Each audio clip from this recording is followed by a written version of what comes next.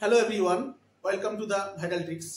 আজকে আমরা সহজেই কতগুলো শ্রেণীর স্বাভাবিক সংখ্যা শ্রেণীর যোগফল কি করে নির্ণয় করতে হয় সেটা শিখে নেব। এখানে কয়েকটা স্বাভাবিক সংখ্যা শ্রেণী এখানে লিখেছি। প্রথম দিকে যে চারটে শ্রেণী লিখেছি তাদের মধ্যে একটা মিল আছে কি, সবার শেষে 10, 100, 1000, 10000 এরকম ভাবে আছে। এই ধরনের শ্রেণীর যোগফল খুব দুটোই সহজে করা যায়, খুব কম সময়ে করা যায়। আর যদি এরকম না থাকে তাহলে যে কোনো শ্রেণী যদি হয়, মানে স্বাভাবিক সংখ্যার শ্রেণী শেষে যেমন সংখ্যাই থাক তার জন্য একটা আলাদা নিয়ম বলে দেবো, সেটা একটু সময় বেশি লাগবে, কিন্তু যে কোনো শ্রেণীর ক্ষেত্রে সেটা যোগফলটা নির্ণয় করা যাবে। এই ধরনের যদি থাকে শ্রেণী তার ক্ষেত্রে যোগফল কি হবে না, এটা খুবই সহজ।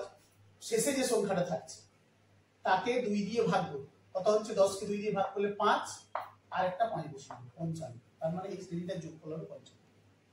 আচ্ছা, এইখানে সেম ভাবে করবো আমরা 100 এর অর্ধেক কত, 50 কে আরেকবার বসিয়ে দেব, ব্যাস এই শ্রেণীর যোগফল হয়ে গেল। এখানে আছে 1000 এর অর্ধেক কত হয়, 500, ব্যাস 500 কে আরেকবার বসিয়ে দেব, হয়ে গেল এই শ্রেণীর যোগফল বেরিয়ে গেল। আশা করি বুঝতে পেরে গেছো। তাহলে এর উত্তরটা আমাকে কমেন্টে জানিয়ে। এই হলো আমাদের, যদি শেষে 10, 100, 1000 এরকম থাকে, 10000, তাহলে তার যোগফল আমরা কয়েক সেকেন্ডে বের করে নিতে পারছি। যদি এরকম না থাকে, এই ধরনের থাকে, তখন কি করে করব? তখন করার নিয়ম হচ্ছে না, শেষে যে সংখ্যাটা আছে সেইটা গুণিত তার পরের সংখ্যা বাই 2। তাহলে এখানে এটা কেটে দিলে কত হচ্ছে, 10 হচ্ছে, তার মানে এটা উত্তর হয়ে যাচ্ছে 210। তাহলে এই শ্রেণীটার যোগফল হচ্ছে 210।